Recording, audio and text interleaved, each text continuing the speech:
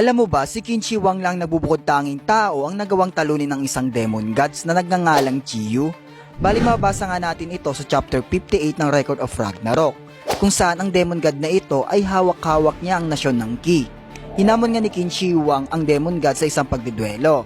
Bali ginawa niya nga ito para mapalay sa pagkakaapi o masamang gawain ang mga tao ng Ki. Tumagal ang paglalaban nila ng 6 na araw, so halos 1 linggo rin tumagal ang pagdidwelo nila.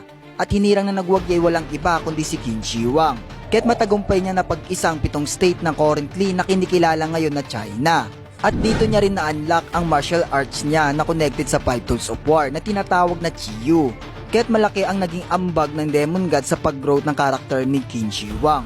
Nagustuhan niyo ba ang ating content? By the way, follow niyo ako sa Facebook page at isearch ang Senpai Koy. May kita niyo lahat ng chapter review video natin about sa Record of Ragnarok. Maraming salamat!